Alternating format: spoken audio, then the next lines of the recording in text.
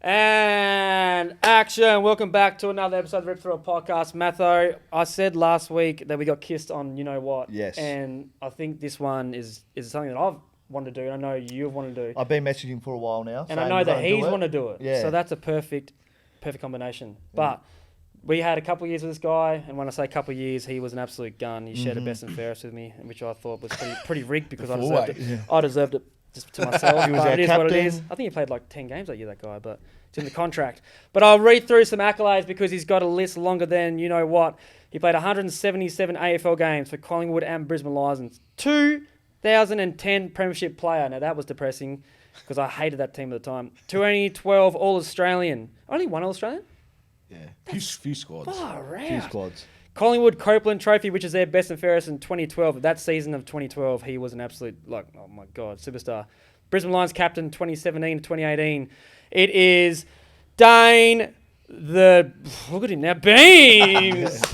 Mate, Thanks for coming on. you're in Melbourne. Thanks for coming on. And how you been? Easy for him to get Brownlow votes, this bloke. That's what he used to tell me. Very easy to get Brownlow votes. But he would have had. Didn't win him, but always polled very high in a bad team. What was the highest he polled? Second, third? No, it would have I been think top I came five. fourth one year. Yeah. There was a lot of top 10 finishes, though, Yeah, I reckon. Yeah, I think I had a few in a row. Yeah. It was hard because you had Pendlebury and Swan in that team too. Yeah. That was like I feel like I obviously was Swan. always a little bit under the radar when it came to like Brownlows. If someone's Yeah. getting tagged, it was like probably Swan, and then you just got off the leash a little bit, Yeah. and then they'd go to you. It was interesting. 2012 was probably my Oh, best put the year. mic closer to your face. Sorry, I forgot about that.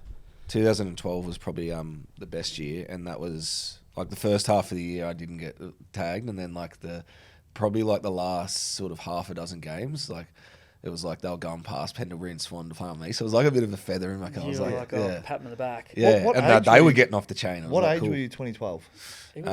20, So 2009 got drafted. 2008 got drafted. first 22, year. I think. 22. Yeah.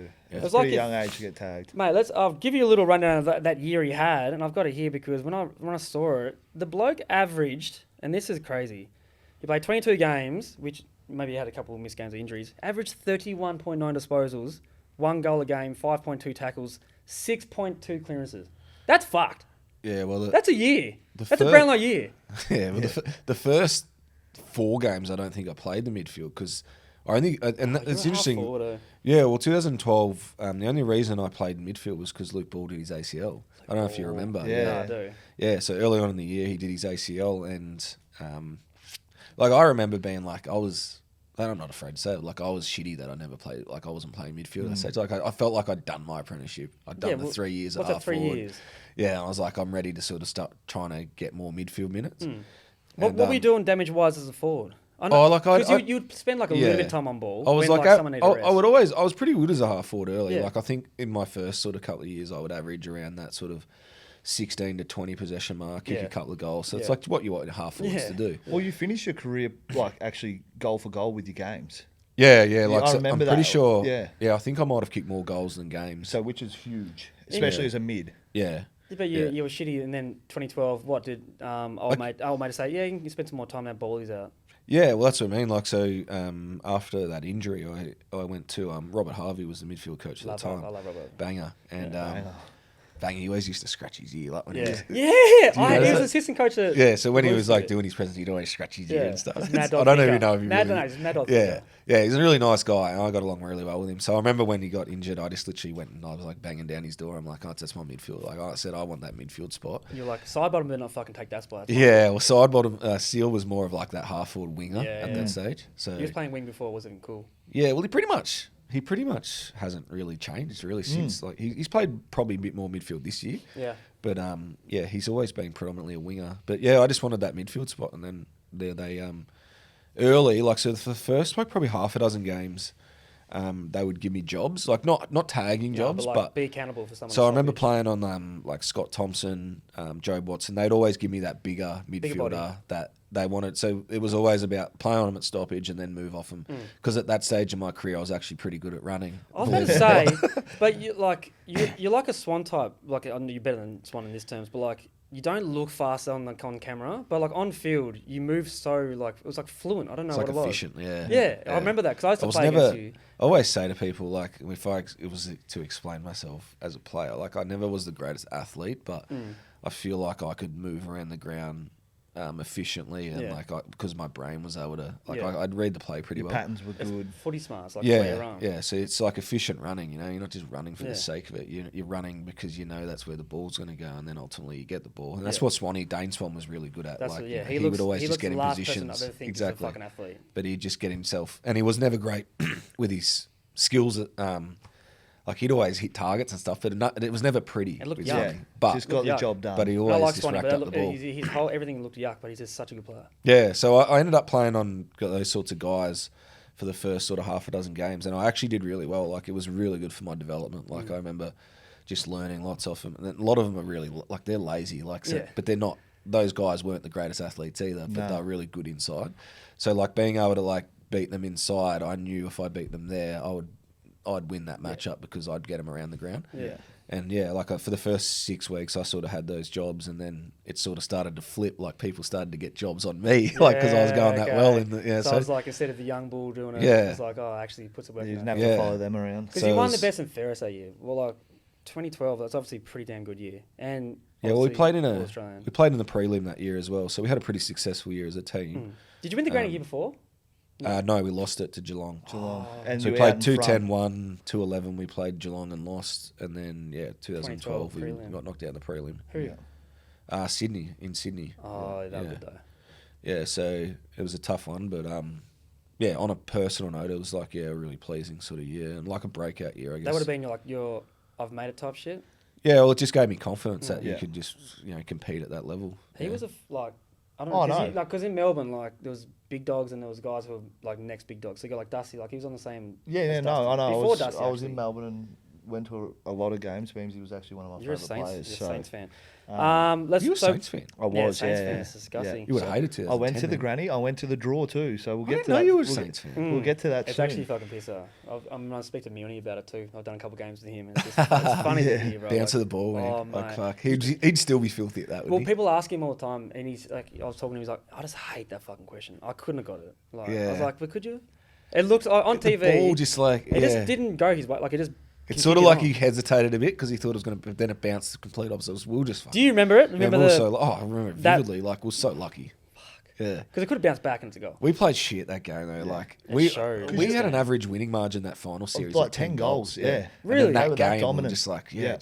but it's just the old cliche. Like, you only have to play one bad game and it fucks you. Like That's it. so, Well, I want we'll talk about that game because I want to know what's it like. It's going to be the segment. Yeah. But what's it like drawing it? Because I didn't even know what happens in a draw. But we'll What- talk about that. Like I didn't yeah. even know that shit when I was I Oh, was to be happy honest, because I didn't either. I was happy because I got think extra money anyone did. after that game and got another. You know what? I don't want to get in trouble by the police for that. But I'll run to the draft because I first met you at the draft camp and we both Yeah. weren't doing anything. So Yeah. we were just like sitting. You I was injured? like, You injured? well, it was fake injury. I didn't want to do Ah, anything. didn't want to do the time trial. Probably like way, man. I don't know. What was wrong with you? I can't actually remember. We were just I remember us just both sitting down watching everything. And I was Yeah. like, you're the only other guy I had tattoos. And I was like, I'm just going to go like hang out with him. Two rough hits. Yeah. And I was like, oh, he's actually American. He's like from Queensland. I was like, what the hell? Yeah. Did you speak to Collingwood like Yeah, I a fair did. bit at the draft? They were they were probably the most intimidating actually. What's Like, Malthouse, eh? Did you I do got Collingwood? I got along best with Malthouse. Oh, and did then you? he came to Carlton and I don't remember my actual interview with him, but like I just remember them like sitting in a full U shape, like just Was it around me. at the basketball court? It was all the In the big court? dogs like Jeff Walsh, but Mick, the recruiters. Like there was just like a what's his big name? ring Neil Balm, not Neil around Balm. us. Derek Hahn. Derek Hahn. Yeah, Deco, yeah, he was a good guy. Yeah. So I remember getting interviewed by them, but if you're around that sort of like because I was second round, if you're around that, you sort of get interviewed go by a lot anywhere. of clubs. Yeah, I spoke to everyone. Yeah. So if you're not like a top touted draftee where it's like, oh, you're going to go pick 1, 2, or 3, like you speak about 5. no other clubs really bother talking to you because they know you're going to be gone. Yeah. So like if you're one of the guys that sort of mid tier, it's just like It's more in depth, like those ones. Yeah. Because the first, as you said, the first 10 draft picks, they're pretty, who like's going to be in there. So they're just going to talk specifically to those guys. Yeah. But like, I was like fucking busy as on the draft camp. Yeah. Well, I think I had about 12. Yeah. I don't think I spoke to all of them, but I think about 12. But mine was like I was probably in a unique situation, and it might be like similar if the Tassie team comes in, but like because I was drafted as the Gold Coast team was entering into the system. Oh. So yeah, I told this story when I've done some sporty lunches and stuff, but I actually had a 3-year deal on the table from the Gold Coast at that stage, but they hadn't entered the comp, so they were going. 2011 was their first year? Yeah, it would have Yeah, been. it Yeah, was. 2 years. Yeah, it would have been. So, but they had a 3-year like sort of process. It was like, well, 2 years. So they had first year was TAC Cup. Yeah. So they had a heap of 18-year-olds. First year was TAC Cup. Then the second year they drafted some mature age guys, and then they were in the VFL. Yeah. And then the third year was AFL. So back into the AFL. So it was like a 3-year sort of transition the team into the AFL. So yeah. So you're obviously on their radar. They would have looked at their local. Yeah, talent yeah, and well, they been like, did, yeah. So there was like me, Charlie Dixon was the other one. Oh yeah, he went there. There was another guy I think called Jack Stanley. Stanley. Oh, he Can't didn't remember make his it, name. obviously. Yeah, no, he didn't even play AFL, I don't think. But there was a couple that they identified from Queensland, like locally, and then they offered a 3-year contract. So it was like essentially first year TAC Cup, second year VFL, and basically only 1 year guarantee AFL. Oh, that's whack. Yeah, so I was like, I guess the benefits of that was I got to stay at home and like, you know, but like I was always of the opinion that I wanted to sort of like back myself. It's been like that through my whole life. I've always been like someone that just, if Believe I in your want own- something, I yeah. sort of try and get after it. So yeah, I pretty much made Collingwood guarantee me. Like, so they actually guaranteed they would take me with one of their first 2 picks. So I knew that I was going to go to Collingwood if I didn't go earlier. Yeah. So they would have known about the Gold Coast. They shit? did, yeah. So and they were understanding it because I said, look, I've got a 3-year contract here. Like I'm I at can home. take it. Yeah. I'm at home. Like I said, I need some sort of like. The insurance. Give me some. Yeah, they don't usually do it, but yeah, like I've never heard of that in my life. Unless you're like, Decker said to me, I promise you, I'll take you with one of my first 2 picks. So I said, right, I'll just throw myself in the draft. yeah. Took him at his word, and yeah, he took me with his second pick. That's So- fucked up because the night before the draft, Collingwood called me and They said they were going to take me with one of your first 2 picks. it's fucking bullshit. They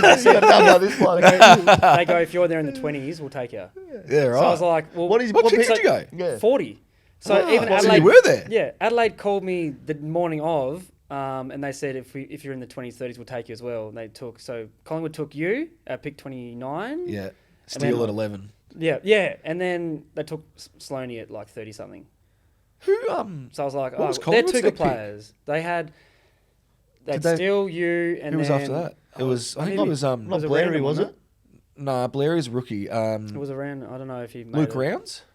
I reckon it might Oh, have been Roundsy, him. yeah. Luke Rounds. I What don't know about the name. Broomhead?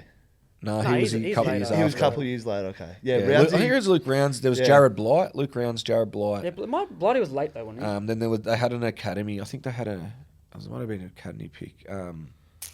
It wasn't anyone that I can remember because I know I was looking at the 20s. I was like, oh, I had all these like the news in Tassie has like 2 news stations. Yeah. They're all at the house, and I was like, "Fuck, boys, I'm about to go like to Collingwood or something." Go to the pies. Nothing happened, man. Nothing happened. I was Dayne like, "Oh my Beams god, takes this your is bad." spot. And it took forever this draft, and then nothing happened in the 30s with Adelaide. And I was like, "Oh my god, they've done their homework. I might not get picked up." Like they've Yeah, obviously right. called the schools and called people in Tassie and like, "Oh, he's a fuckhead."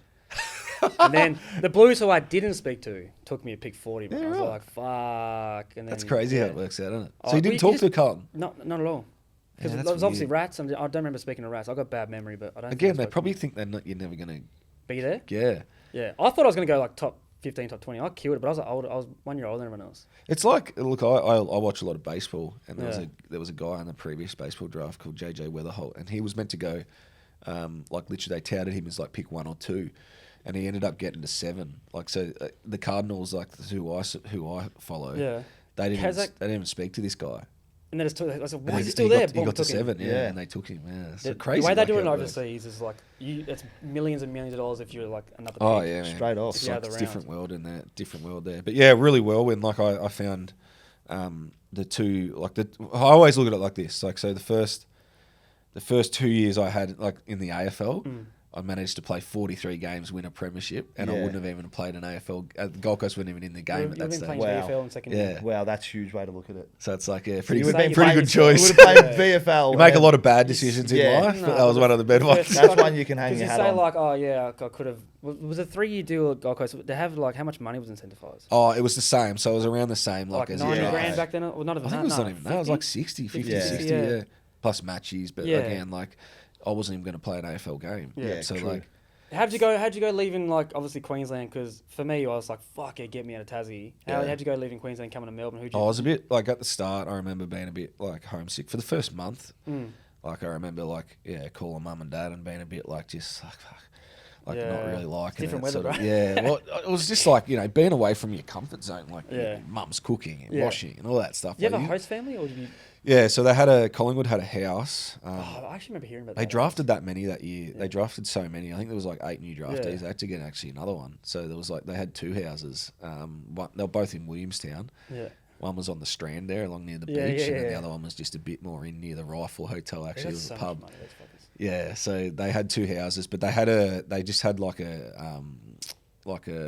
guy. His name was Anthony Jackson. Jacko, he was a really good guy, and he just lived with us, free rent, bills and stuff. So he was just there. Imagine that as your job. Yeah. Just Well, he living worked his for Telstra, so he had his job. Yeah. Yeah, But yeah. like, yeah, I don't know how. I think he Nah, had a he would've relationship with paid. Decca. Yeah. So I think that's how he got into it. And he was just a divorced single dad. Yeah. They asked, Living do the you want to live with some of the boys? Just looking So, after yeah. you. Just He was feel such a young again. legend, man. Yeah. Just feel young. Such a like a bouncy, high, just personality was Yeah. like really, really like bubbly and out there, and just like he'd cook us dinner, and like he was a legend. I haven't spoken to him for years, but like Fuck, great maybe guy. hit him up. Hey, what's his name? Jacko. Anthony Jackson. Jacko. Anthony great Jackson, guy. if you ever watch You this, man. around? Jacko. Good shit. Jacko. Hey, Yeah. because of you, they won that premiership. How crazy is that? So that was it. So what year did you win it? Win it all? 210. 210. Yeah. So fuck, like you've just been drafted. You've played 40 something games already, which is a shitload. Yeah. You finish on 177 games, which is mind blowing to me. Like, Yeah. you're a minimum 300 game player. I had a lot of injuries. Like, You had a fuck. quaddies and- When I got to Queensland, I missed pretty much like almost 2 full years of footy. So Was it quad? I used to look at Steele. Like Steele was like because me and Steele pretty much Longevity, started playing at the same time. Actually, no, Yeah. Steele didn't debut till round 12. Same draft. Yeah. So I think the same draft, but I don't think he debuted till round 12. Loser. The first season, and I played from round 1. Yeah. Yeah. And so like I always looked at Steele made as a bit of like we started pretty much the same time. Yeah. Like, and I look at him now and I'm like, he's played 300 He's games. still going. Like, Yeah, but still he's got no going. hair though, bro. He's always never had injuries. No. Like he's just been. Is he professional or or was he just like just rocks up? He and gets wasn't it done? early. Yeah. When I got back to Collingwood, he changed a lot. Like he was a leader, and like Yeah. he was. But like early days, no, he's a rat bag. Like, Yeah. You and weren't he used to you weren't a annoy me, leader. man. You weren't a leader early days, were you? Nah. But I like in terms of like, because I remember like, I got you a jumper signed or some shit back in the day. Remember I lived in Yeah, Pascal? yeah, that's That right. came to my mind then. Actually, yeah, that's But right. like I used to see you out a fair bit. Like, Oh, like yeah. that's being a draft camp guy. Like, and he's a gun. Yeah. Absolute gun. Yeah, I used to live at How Eve. do you go from like yeah, mate, CQ to E, blah blah blah. Dan Russian. Oh, There's right. some drink cards for I him. still talk to. I still have him on Instagram and shit. Funny as. Who Well, was he's the guy? got, Who was the guy at CQ door? Oh, he was a knob. Knob, but always looked after you. You get 8 drink cards, Smirnoff double blacks. Boom. He would have like, remember the folder? Yes, and So- you always look through it. He'd have like every. Oh, if your name was on he'd there, have every list, man. Of He'd an have every AFL list player. of an AFL team, and he'd like check your ID against the list, and he'd be like, "Yep, Yeah, 5 come free in. drink cards." Well, there you go. After Pete. your second There you go, week. There was people. like a set of right stairs, set of left stairs. The Yeah. left stairs Left were stairs for the That's priority. us. That's Just right. up the left stairs, Yeah, boys. yeah. There you go, Step people. the Being an line, AFL player in Melbourne. and then you go straight Privileges. to the back. That's fucking piss up. But like Matt Cottrell tried to do that. He tried to right. get in with me, and they're like, "No, you're not Robbo." Yeah. when he got drafted, that's funny. He said that. So what do you remember about debuting for Collingwood, the biggest club in Australia? Like, what was it like? Can you remember what it was like? Was it Well, as actually- big as everyone makes it to be? I Or? actually hated Collingwood, man. Like, Yeah. who are you? Who just I was an Essendon fan, so Yeah. like rivalry. Yeah. Like, so I actually hated Collingwood, but like when I got drafted, I didn't care. I was Yeah. just like, yeah. And it is really weird. Like you get into this, like because at 17, even 16, even 14, 15, like you're consciously aware of these players, and you're like, Yeah. you look up to them, and they're like, at that stage, you're not even contemplating playing AFL and rubbing shoulders with them. So Yeah. like. You know, It's to be surreal, in eh? there and then like be like standing next to like Josh Frazers and like these There's guys, Trav Cloak, like he's a Trav big dog Cloak, then, like too. Yeah. just guys that are like just guns. Mm. Like you just been there and you're like literally now training with them. It's like just weird. Mm.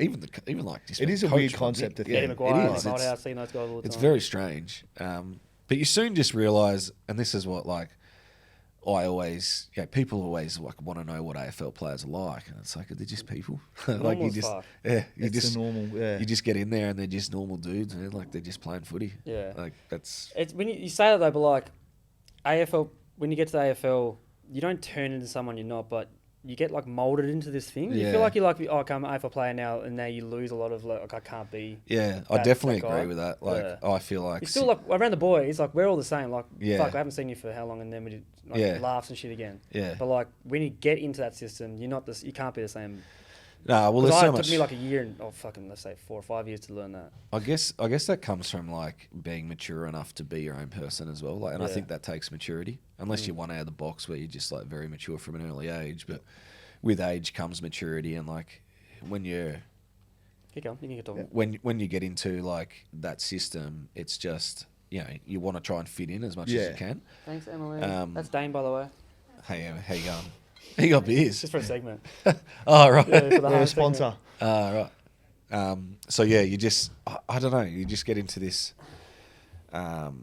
Like I remember, man, I took my first drugs. Like, and Yeah. like I openly say, like I tried illicit drugs. Like everyone does. Like, doesn't Yeah. matter whether you're a footballer or, people think that AFL players aren't normal, and Yeah. it's like the reality is, like when I was trying to get drafted, I think you just become like you're just trying to get drafted, and you. I was very dedicated and Yeah. focused on like I didn't go to parties and Yeah. like I didn't do a lot of stuff. But when you get into the system and you realize like they still do that stuff. If not more so. Well, yeah, and then you have the money, and then you've got people like just blowing wind up your ass. it's in like, hi- like, it's it's in hard hi- to yeah. ignore, and that's just the reality of it. So, like, I mean, I tried my first drugs when I was in the AFL system. Like, Yeah. to me, that's crazy. Yeah, Like, yeah. you're in a professional environment, you're a How does this professional happen? athlete, Yeah. and the first time you take illicit drugs is in that environment, like weird. Yeah. But think about it, like if you're a Gold Coast boy, yeah, that's the home of it. So if you didn't play AFL, you would have been fucking Well, yeah, trying as soon as you didn't get drafted. And I remember, like, I was before I got drafted, I left school at year 10. So, like, but mum and dad said I had to have a job. So I was concreting for a year and a half. Yeah. And, like, guys were smoking weed on the job and all this sort of Drinking shit. And I'm just piss like, midday. so I yeah. often think, I'm like, if I didn't get drafted, man, would I be one of these dudes, like, Yeah. drinking Jimmy's at lunchtime, having a joint? Like, Pub every day after Probably work. because you know? I finished in grade 10 too. I didn't go grade yeah. grade 12. It's like you And you half know, those guys are probably in jail now. I Like, wonder where they, well, it doesn't mean I wonder where they are now, but, like, yeah, crazy to think, like, what would happen if you didn't yeah. play, because, like, I mean, I didn't have the greatest education. Like, I got through school, but You're I not dumb, just though. didn't You're actually smart as I fuck. didn't excel, like, but I mean, I feel like I'm wise. Like, I don't feel like I'm smart, but I feel like I've had a lot of life experience. Like, Yeah. I've been through some adversity, like everyone does, but some people don't learn a lot from their adversities. Yeah. Whereas, like, I've taken like an in-depth dive into where I fucked up in life, Yeah. and just wanted to get better. And some people will never be able to, like, some people around you will never be able to see that change, and they're the ones that you sort of just move to the side and they're not coming with you. Yeah. But other people genuinely do, and have a lot of admiration, because it's not hard to, it's not easy to be able to, like, change who you are and, like, learn about different things and mistakes that you make, because ultimately that's what shapes you, man. Like, Yeah. you don't learn a lot from your successes. Like, you don't. Well, you need the setbacks to be able to, like, 100%. I've had, like, pretty much at stages through life, a lot of shit taken away from you. Yeah. It's like when you get to that point and then you get better from it. Yeah, Like, you can 100%. blame. A lot of people go the other way. They play the blame game, and that's when you're like, "Oh, it's not my fault. It's their fucking fault." Yeah. Like, and then if you have that attitude or mindset, Taking you're fucked. responsibility. So did the AFL teach you some of those lessons, or do you feel like you sort of grew when you were out of the system? Because you're around mature guys, you're sort of, as a kid, there's guys coming Yeah. out, they've got kids, families. It's a different system to be part of. Everyone's sort of in a different path. Yeah, of life. I don't know. In my case, I think it's hard.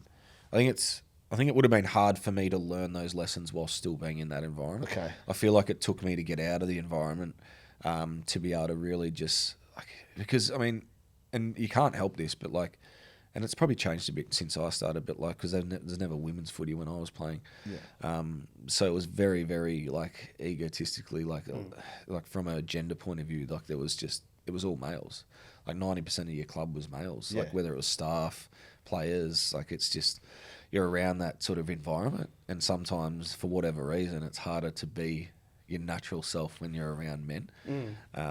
I mean, it's not like that for me now. Like, I don't give a fuck who I'm around. But, Yeah. like, at that stage where you haven't had really any life experience, you haven't learned any lessons, like, I do feel like it's a bit harder to be that person when you're around other males, especially in a high performing, like, where there are big egos. Yes. And people want to be, like, performing at a high level, and they don't really care what's going on in your personal life. They just want you to play well on the weekend. It's Yeah. just like, so I feel like, it took me a little bit. It took me a while to step back out. When I stepped out of the football system, I really started to learn more about myself. And then when I look back, I'm like, fuck, like, like football gave me so much, and like obviously it allowed me to do things that a lot of other people my age wouldn't have been able to do, like even like superannuation, these sorts of things. Like Yeah, it looks nice. yeah, it's what I mean. Like there's also all these things that football gave to me, but then I look back and I think, did football really even suit me as a person? Yeah. Like, So you don't miss it? no, not at all. You don't miss it at all? There's not a part of you that... Like, Not one bit of my body that misses footy. Like it's Do you miss crazy. game day? The only thing, like, I'll probably take them. The only thing I do miss is probably the friendships, like lifestyle and, part and of it. that, like that, like being Every around day. the guys, like that was cool. Like being able to like just on your days off, like going to coffee, lunch or breakfast. just that sort of banter with your other teammates. But like as a like the actual playing side of things and like your meetings and all that stuff. Like, Competitive and You don't miss it. It's draining. I don't miss that at all. I just Same see so thing. many, and I feel like it's worse now. Like the Yeah. politics and just the shit within football now. It's just like, man. You hate the AFL media, don't you? Uh, I shouldn't say hate, but I yeah. always see you commenting and stuff, don't- and you're against some of I their, don't, their point of views a lot. I don't agree with a lot of the way they go about it. Yeah. I feel like it, and the thing that annoys me the most is a lot of them are ex-players. They know what it's like, Yeah. but they play there. Fucking pisses me It's a off. job, Yeah. and they just toe the line instead of just. That's I've that's seen why, some of your battles with Cornsey. I have a good laugh. That But guy's Yeah, an idiot. Yeah. who was better player? You or Cornsey? Me. It's like- Like people always, it's funny because like I. Everyone will jump on like your side. Oh, too, Cordy's played 300 games. Yeah, blah, blah, blah, yeah. blah. It's like, Yeah. who cares, It's like, man? man. Like, games are games. Yeah. Like, If it doesn't you mean put you're a better one-on-one- player. Like, it means that he's probably longevity and his durability was better than mine. Yes, he didn't But- get injured or yeah. But like as a player, like if me at my best, Corns at his best, I'm taking me every day. I'm taking thing out for sure. You know, that's how I look at it. Yeah. Anyway. Yeah. When you talk about like, see, this is why I'm not doing like the 7A, not anything against 7AFL, but like I'm not doing the mainstream. I can't do it because to get ahead, they got to put shit on players, current players. Yeah, yeah, It's like, yeah. how the fuck do you forget where you come from? You Like, got to make you a name for yourself, You don't do. Yeah, but like you don't though. Like you do, but you don't. But- But obviously they got people like telling them like, oh, we need like clickbait, Yeah. we need like more material. But I just couldn't. I can't because I know, especially for players who have fucked up or something Yeah. or done something wrong. Like I've done the exact same thing. So Well- I can't be there in the thing going, oh, this bloke and bloke has been charged for whatever. I'm like, Well, that's I what can't say anything, man. I looked at even the other week. You guys played with Hodgie as well, but like I remember he was commenting on the Isaac Rankin situation, and I'm like, Yes, that's why I haven't said anything about Hodgie, Isaac come Rankin. on, man! Like Yeah. as if you would have never said anything Yeah. remotely close to like that on the field. I know times have changed, Time to change. but like to sit there and say the things that he was saying, like. I mean, come on, like you got to Well, remember. that's why we did an episode last week. I was like, I didn't touch on it because I was like, it's time to change, like you said. But like, obviously, you got to adapt with it. Like we know we can't say that shit now. Yeah. Especially if you're an AFL player. Yeah, But having an opinion on it and saying like, oh, he fucked up. Everyone's hating on him. Yeah. Like if he made a mistake, obviously. But like like, we all do. mate, give him Yeah. give him benefit of the doubt and a second chance. Like, don't go asking for so much. I think. Yeah, I don't know. I just feel like there's a lot of people that just jump on. It's Well, it's a like trend. a big It's pile. what's on, hot. yeah. It is. It Yeah, is. it's And they're all like politically- fighting to break that story as well. Like, it's like journos get the man, shits if someone else breaks a story. It's like, oh my god. Yeah.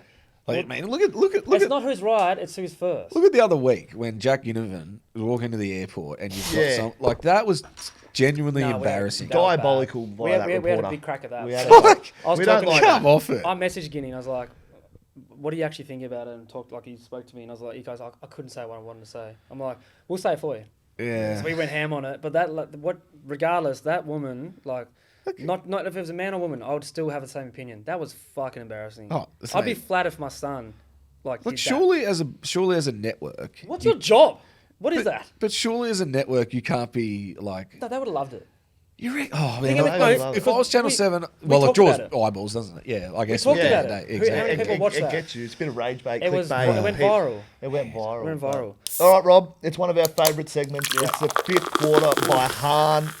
This one's going to be very interesting. I'm actually This intrigued. guy played in a grand final, but not any type of grand final. It was the draw grand final. Can you take us, Beams, into what it was like, the feeling of the siren going, moments after the game, and then what it was like in the club rooms leading into next week as well?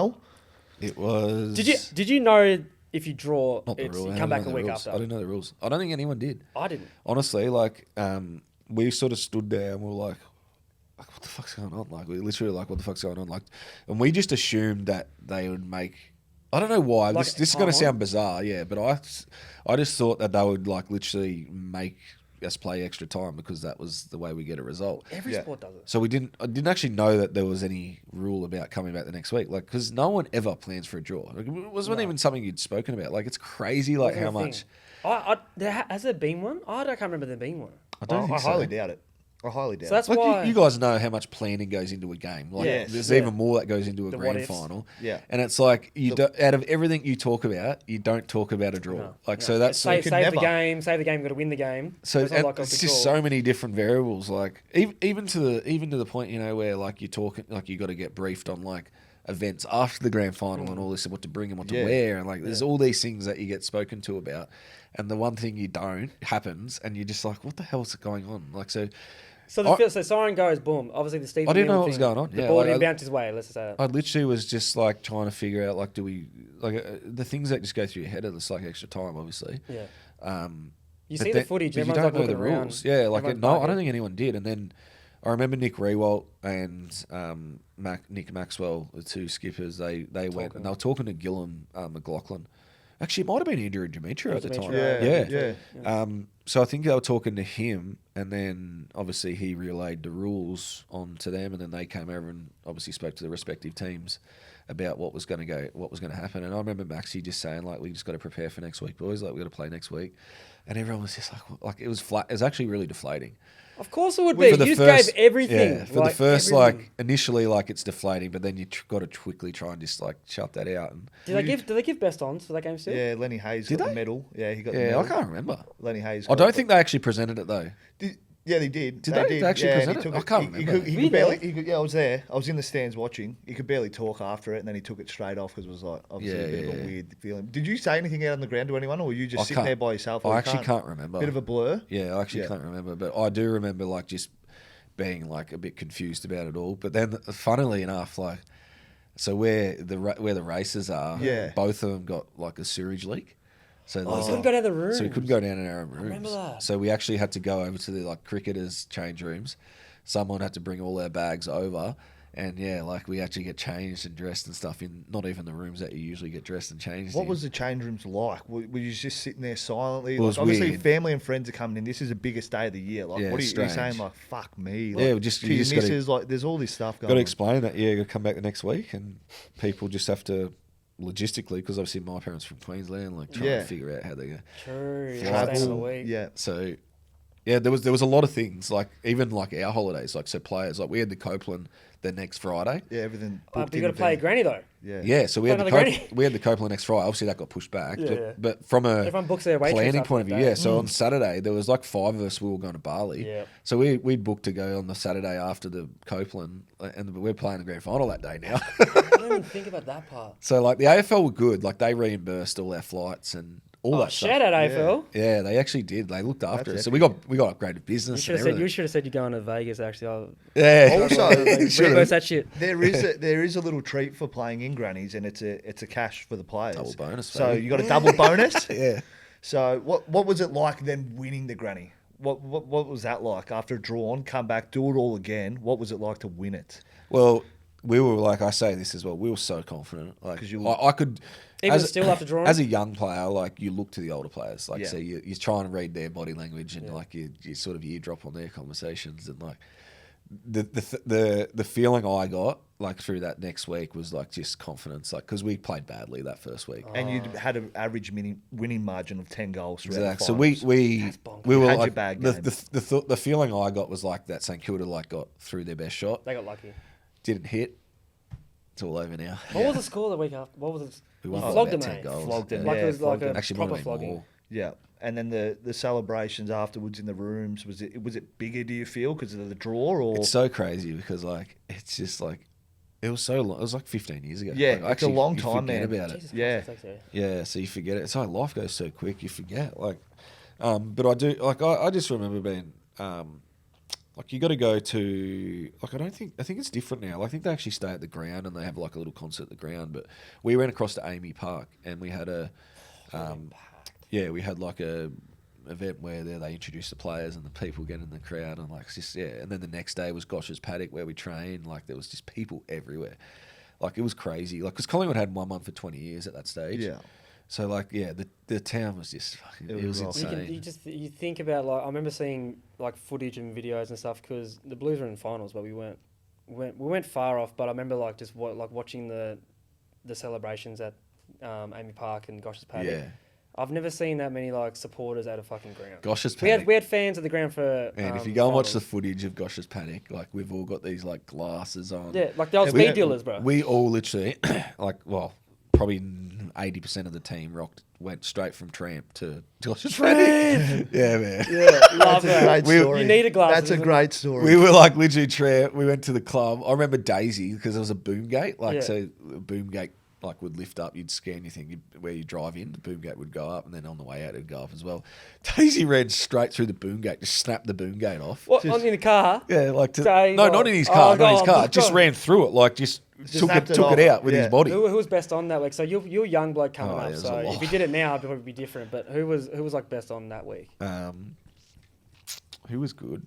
It would have been. There was a lot. You had The a Swannies, good the crew, Rat like, Pack. that was a The good- Rat Yeah. Pack would have been good. I tell you who was this probably wasn't this probably yeah, well, it's not relative to the 2010 season, but the loosest guy I played with, like, well, at celebrations was Quinton Lynch. Oh, did he The bite Q-tip. Did he bite the chicken's head off? Is that a true He story? Can was you a confirm? menace, man. Yeah. I actually don't know. Where was that? There was a story that he grabbed a chicken and Oh, just bit its. Well, like Ozzy Osbourne shit that he had on stage. I would not. That would not surprise me at Yeah. all. Man. He was a lunatic. He doesn't like. And he was a big looks like a boy. quiet He man. come from the West Coast. Yeah, yeah, He yeah. was a big- He was like, hey, watch this boy. He was a he big was boy. just like From the West Coast glory He days. was crazy, and he's a Wow. weapon. Yeah. Big Q stick. Yeah, Had he the, was a had the stick. glove. Had the glove. Glove, with the yeah. fingers Yeah, and shit. good. He was a good man. Like, Yeah. yeah, he was a great guy. So let's fast forward to 2017 or 2016? No. When I left, When did you leave Collingwood? 14. 14. Oh, fuck. End of Oh, yeah. 2013 Oh, first year with season. me, Bundy. All right, Yeah. start again. Boss.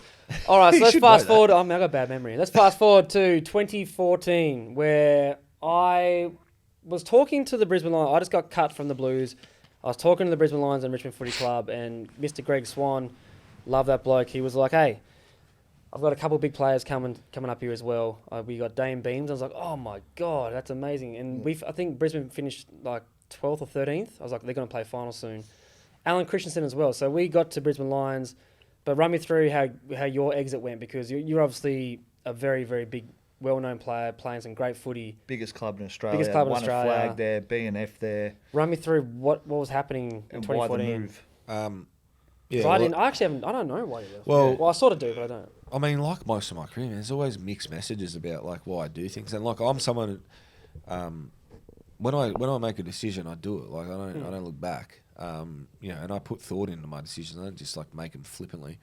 But I can understand why things get like misconstrued and like people see it maybe a little bit more flippantly. Like I don't know. Like, but I mean, the reality is like I got a call at the start of the 2013 season from my dad, and I knew this call straight away was like something was wrong because it wasn't the same tone. Yeah. I knew like my dad and I spoke like literally daily. Like so whether it be text or call, we would speak literally every day.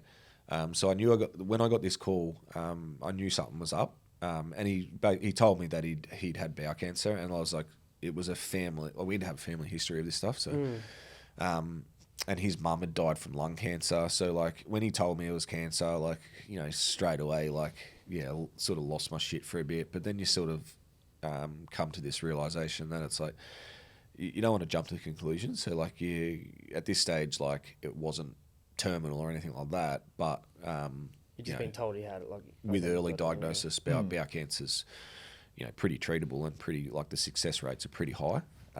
But I knew in the back of my head because we'd actually suspected for a while that something was up because over that Christmas period. Before that, Dad was like just acting a bit like he was always going back and forth to the toilet. So I think what was going on was he had have you seen like the buckets they sell at Bunnings? They're like the buckets that you have in your laundry. They're like green like bucket? the cheap like $1 ones, but Yeah, they're big. I've They're got probably tons like of them. 10-litre ones. Yeah. So the circumference of that bucket was the size of the tumour that was in Dad's bowel. Wow. So yeah. So, was So that, the start how of- early on did you like? Does it just form over time, or that's what? Yeah, so he'd had it for a while. Clearly. Yeah, so yeah. during the Christmas period, before. So it was like the end of 2012. Over that sort of period, like there was like, we just noticed like he was going to the toilet and like doing all these things that was like a bit out of ordinary. It was like, I think the tumour was like pushing on his bowel, which made him feel like he needed to go to the toilet all the time. Yeah. So he knew, like, you know when there's something wrong with your body. Yeah. Like, as you guys know, like when there's something wrong, you know when something's wrong. Out of place, yeah. So we sort of suspected there was something going on. Like we were like, you know, he goes to doctors and like speaking to him after it all, he was like, oh, I didn't want to ruin Christmas. I think he knew something was wrong as well. But the man being the way he was, like, so I didn't want to ruin Christmas and all this sort of stuff. And I was like, fuck, you know, ruin Christmas? Like, who gives a fuck about Christmas? If you're not around for fucking future Christmases. Exactly. Like, So, he ended up having, like, major surgery at the start of So I remember it was the pre-season of that year, the 2013 season, because I didn't play any of it, because I actually went to Queensland to be there for his surgery. So it was like an 8-hour surgery to remove this, like, tumour that was just fucking gigantic. And then after that, they gave him some pretty good outcomes. There was some pretty there was positivity around it, like that they'd got it and they were able to manage it. But then I think about a year later, or might have been that year, memory doesn't serve me. So much happened in that year. Like I think it ended up coming back, and then this is in 2014 year. Yeah. So this was in that same 2013 season. Oh, so like I think it became terminal. Yeah. And then that was when like I was obviously starting to think about like going back to Queensland, because I was like, you know, like the survival rate is generally like sort of maximum 5 years. So I signed a 5-year contract to Brisbane. And how did Collingwood take it? Were they like, okay, 8, that's your family? Oh, they wanted to keep. Yeah, they did everything they could. They're like, oh, we can send you up there whenever. They actually offered to relocate Dad and bring Clay to play for Collingwood. Yeah. That's how much they were like trying to keep. Yeah. So the reason for you leaving was purely because of your family and your dad. You wanted to be there for them. Yeah. Look, I'll openly admit I didn't have the greatest relationship with Barks at that stage. Yeah. But it wasn't the reason why I left the football club. Like, that doesn't sell papers. But exactly. That was always that was the shit thing about it. Like, people were like, oh, fucking leaving because you don't like Bucks and all this shit. And like in the back of my head, like I knew. But the difference between me now and me then was like I probably gave a shit about the external comments then. Yeah. Like I was like, it pissed me off that other people were like, and like had a bit of chip on my shoulder. And why can't they just fucking like? Why are you so dumb? Like read between, like obviously it's not that. I'd comment back to people on like fucking Instagram and like just be you bite. Yeah, like it just pissed me off. Like because the reasons were genuine and like. Yeah, like who the fuck wouldn't put their family first? Exactly, you know, like, I mean, there's some people that wouldn't clearly, but like, but that's just the way the public is, though. Like, you can't. Everything's just about like footy. You can't please everyone, man. Like, some people's lives are just football, and it's like there's more to life than football. For fuck's sake. So yeah, it was interesting, but. Did Gold Coast, were they... Yeah, well, that was... Because that's where he was, right? Yeah, well, that was what, like... And Clay was at Brisbane. Yeah, the only reason... I actually probably... Like, honestly, I actually would have gone to the Gold Coast if it wasn't for Clay. Yeah. Like, so if Clay wasn't at Brisbane, I probably would have gone to the Gold Coast. He would have been rubbing shoulders with Gary Ablett Jr.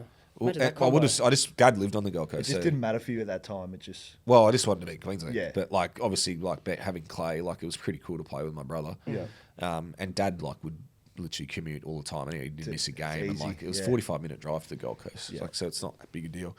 Yeah. So, yeah, obviously went to Brisbane. So on your time at Brizzy, how do you reflect as a player there? 'Cause you become quite a leader. Like That's what I was mentored the younger blokes as myself early days. We were very close. He loved you. So how would you describe your time at Brisbane?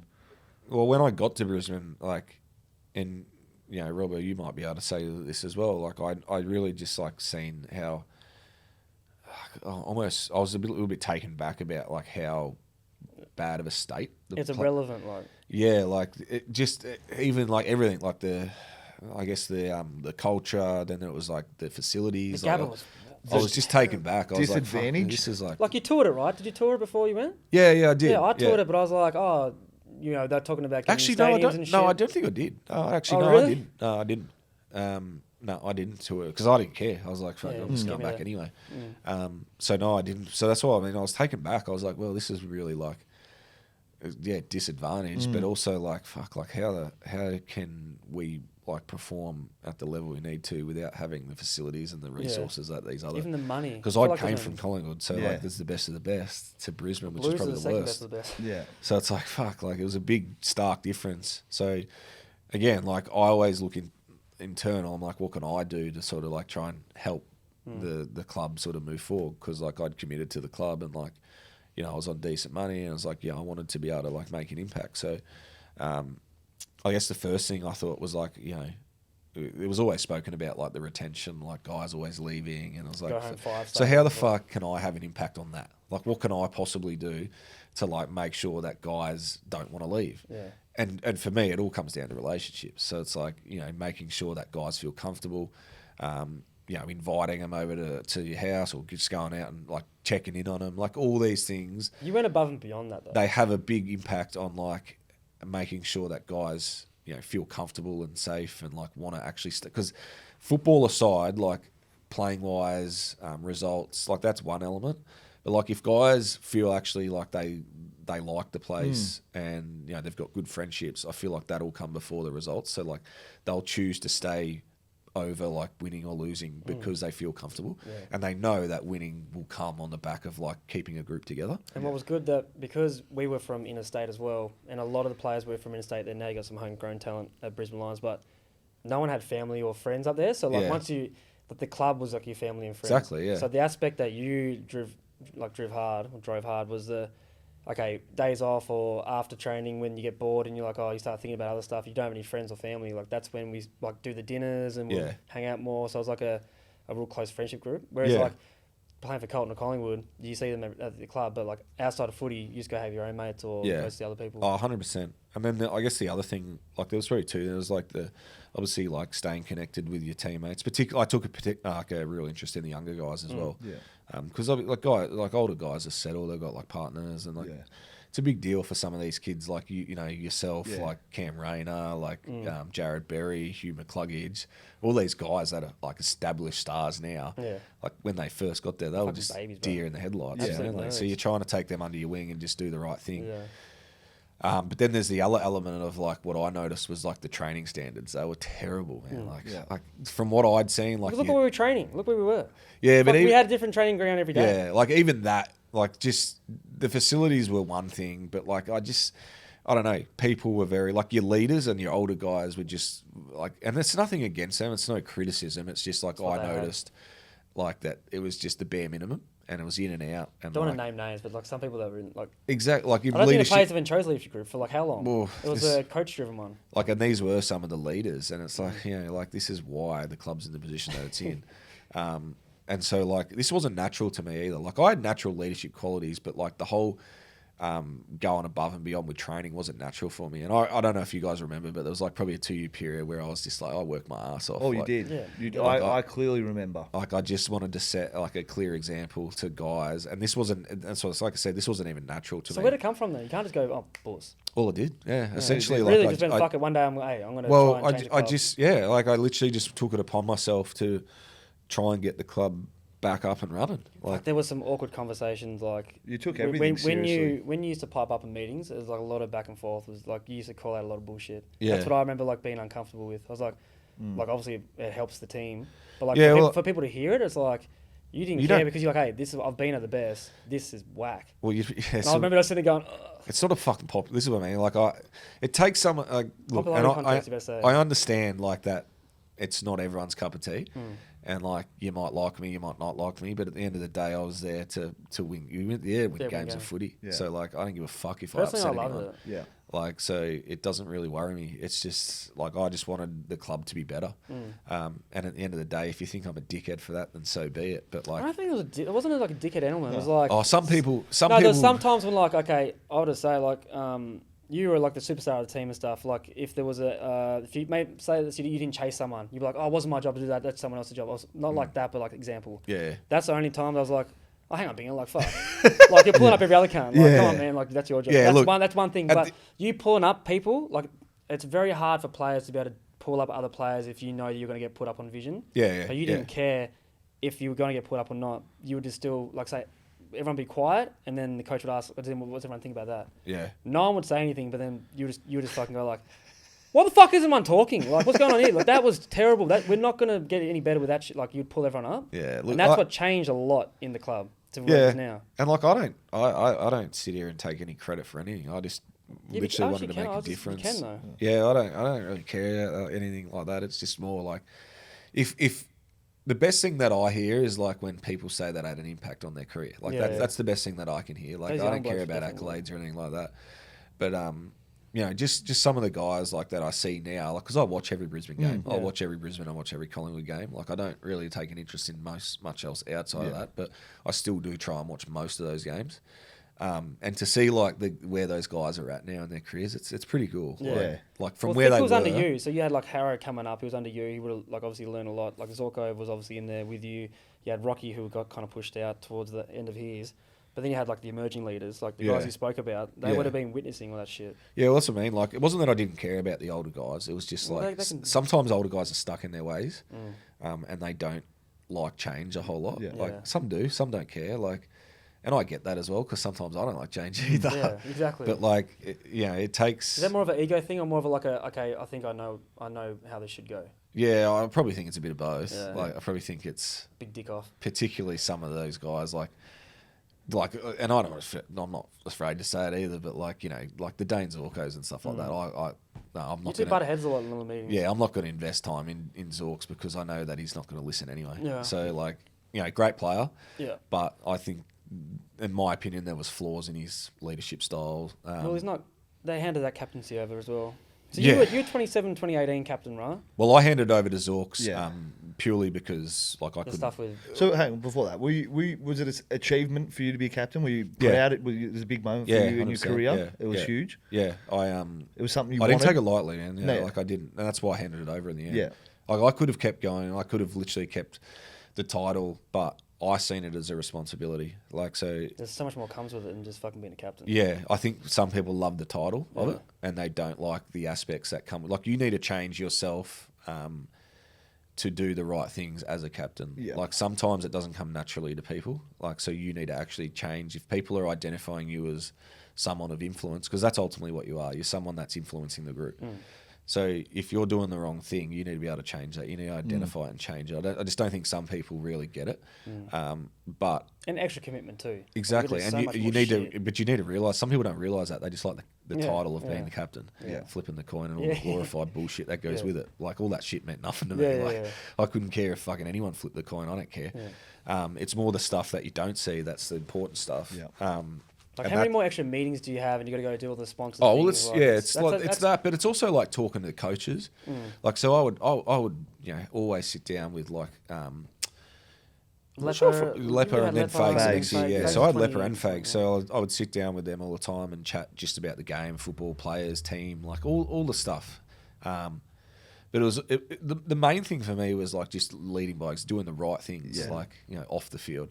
And that's the biggest step that I took in my career, because like I wasn't the greatest in that area. Like, I used to like a party. Yeah. I used to like all the like taking shortcuts in the gym. Like, I would do all that stuff. Like, but that's the stuff that I identify. It's like, if I'm going to be captain and hold this title, then I'm going to have to fucking do the right things and lead by example. And I just think it's one of those roles that too many people, I guess, take it as just. Well, look at West Coast for a second. Like, how do you see like? I couldn't even tell you the captain is West Coast. Well, Oscar Allen. He's come to Brizzy. I'm not going to talk shit about him, but like, he's the captain of West Coast, and he met with. Brisbane See, I Lions, wouldn't be doing that. Yeah. So that's where the title thing comes from. Like, keep it subtle, man. Like, do it on Zoom. Have a conversation on the phone or something. What happens with the phone calls these days? Yeah. So But like, that's why I handed it. That's why I handed it over, because I Yeah. couldn't fulfill it. Like, at that stage when I handed it over, I was actually like missing lots of training because I was caring for my dad. Yeah. Yeah. So Dad was living with me at the time, and like I was pretty much his care. Like, my sister came in, and my brother obviously like came and helped as well. But like, he was living at my house. So how bad did that get for you? Is that why you had to Pretty hand bad, it yeah. over? Is that what? So like, because- you know, in the end, like, we were, you know, wiping Dad's ass and all that sort of stuff for him. Like, he couldn't do anything. Like, he was wearing nappies. He was like a kid. He was wearing nappies, and That was hard to see. Did it change your perspective of a footy club then? Had you switched off a bit, or it not the footy club? Not the footy club. When Dad died, it really did. and I had no idea this was coming. Yeah. Because it's one of those things you just don't know You until can't you know. feel it. Yeah. But when Dad died, I really lost a lot of passion for football. Yeah. It was strange because I think I connected football with my dad so heavily that I wasn't even aware. The text messages, the calls, Sitting in the car next to me on the yeah. way to the game, So I remember my first game back at the Gabba, I just fucking had a full meltdown. My bag was sitting where Dad used to sit, and we'd talk about the game on the way to the game. And I was just like, fuck, all these things that you don't really think about until it's happening, and then you realise, fuck, I associated football. It was Dad and I's thing, Yeah. and then I've got this photo at home where it's I think I was playing under 12s, man, and the huddle, there's this huddle, where the coach was talking to us, and about 5 meters off the huddle is me and my dad. My dad's leaning down talking to me, and it just sort of resembles the relationship I had with my dad with for such a long time. Yeah, so it's he was just and look, obviously you got two parents, but it's you get drawn to, I watched Dad play footy, and I heard stories all the time about Dad playing footy, and apparently Dad was an awesome footballer, and just connect. You connect it more, yeah. And then when he passed away, it was just a big part of my football life was gone. Yeah. And so it started to mean less. We could see We it. felt that as We well, feel and we know. I reckon you would have known that too. 100%, yeah. Yeah. And then obviously dealing with that's when obviously when I started feeling like that. Yeah. It was painful, man. I was because this was such a big part of me. I played football literally since I was 6. Yeah. And then for it to start feeling I resented it and hated it, it was painful. So that's when I started the painkillers and So all it's this shit. it's try and snowballed for run you. from it. Yeah. Yeah. And then obviously that made me more checked out, and it's just this big snowballing effect. And What was the painkillers? Just to what were you using for, to numb you for Just numb the myself. feeling? Or It numbs you from emotion. Yeah, Like right. you guys would have had. Have you had Well, surgery I before? used- I haven't, but no, I've never the- taken them. I actually So- gave my painkillers to you, thinking I was doing a good thing for a Yeah. teammate. We went out for If I ever grill. need some, just to, I'll add on to it. It's you're not escaping or anything, and you don't feel like you're doing anything bad because this is a painkiller. Yeah. But you just with the endone and stuff, I had. It's like a I didn't have sensory thing. Yeah, it wasn't an addiction. It was just okay, I'm struggling for a couple of days here. Who can what can help? Yeah. And it's you're physically in pain at times, but everything goes and you just chill. And, Yeah, yeah. I didn't know anything about other drugs, Crazy, like painkillers or whatever, but you just feel great. But that's that's how it started for me. I literally started, and I was using it for exactly that, Yeah. just to fucking switch off from life. I was just fucking hate it at the moment. Yeah. And it made me feel just nothing mattered. And then that's where it just within 2 weeks with that stuff, it's that addictive. 2 weeks of taking it, and you've got a dependence on it. And It's yeah. that shit quick. for Wow. fucking years. And I never had the thing that I never had with this stuff was the education on it. I remember having what I'm saying. surgeries and being given packs of it and having no guidance with it at all. What to do with it? I would Yeah. have finished a pack by the end of the day. No guidance. Because sometimes if you take them as prescribed, a course can run for 2 weeks, and you're not even told that you can get mild withdrawal symptoms after Not taking that, you it can for get 2 backed weeks. up for days. Exactly. I There's all remember I didn't this. shit for a week. There's all this shit, man, that you're not even told about. And it's Yeah. how the fuck am I taking these drugs and not being told about it? Yeah. I don't I'm not sitting here blaming them. I'm just No. saying if I maybe had a bit more education about how addictive they were. Yeah. Because before I knew it, I was in a fucking hole. Yeah. And I literally couldn't get out of it. It was fucked. So what was the hole for you? You end up leaving Brisbane. We're Yeah. all thinking what the fuck's just happened? This bloke was our captain. Yeah. Now that he's fucking wanting out. Yeah. He moved up here for his family, but now So he's going back to Collingwood. The actual real the real story around that was, and I don't mind saying this either, Yeah. because again I've copped shit for something that necessarily wasn't all on me. So what actually happened was I actually went to Brisbane when Dad died. I actually went to David Noble. I remember having this conversation, and I said to Nobes, I was like, look, Brisbane was never a long term I was never going to live the rest of my life in Brisbane. Right. I came back to Brisbane for a reason. Yeah. It's that reason's gone. I said, I'm happy to stay the next 2 years I was contracted for. I said, I'm happy to stay the next 2 years. That's no dramas. But I'm just telling you, after that 2 years, I'm going to go back to Melbourne. Yeah. Kelly's family were from there. I was still with her at the time. The kids obviously were young. Melbourne always felt like home for me. Okay.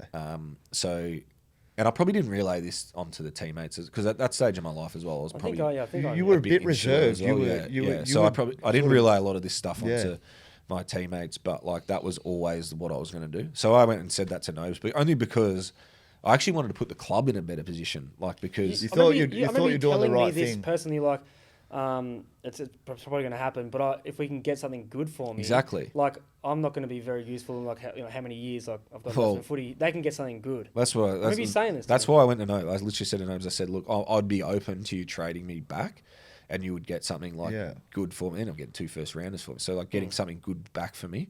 Or in 2 years' time, I can walk as an unrestricted free agent, and you pretty much get nothing for me. And what was his approach to you telling him? Well, at that stage, he said they're going to keep me. So that was fine. I just kept whatever. Like, didn't worry me. Yeah. I just went away, went about my business. Yeah.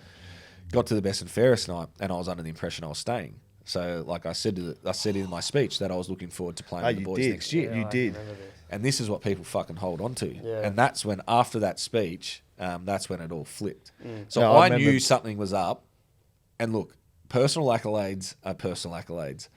But like, I had one of my better years that year, and I think I won nearly I won the Players Player Award. I won a couple other awards. What year was this? The year that I didn't win. 2018? Yeah. 2017. Yeah. I think I came 4th or 5th in the coaches' votes that year, and didn't win the BNF. Come second by a vote. I don't know. It left a sour and again, not that it's about BNF, but I said to my family, I was like, it'd be awesome if I could win it for Dad, because I had this whole speech like sort of dedicated to my dad, and it was just like, again, like probably selfishly, like it was like I really wanted to win that one just for Dad because it was adversity, and like I don't know, it just it meant more to me that year. Like usually I don't give a shit about that stuff, but like I just really wanted to win it. I had this, like I said, I had the speech because I genuinely thought that like I was going to win it. Yeah. I reckon it pissed you off so much you thought the next year I'm going to fucking kill it then. Well, because so 2017, that's that year. You had 19 games, averaged 28 disposals, nearly a goal a game. You got appointed Brisbane captain, which is pretty cool.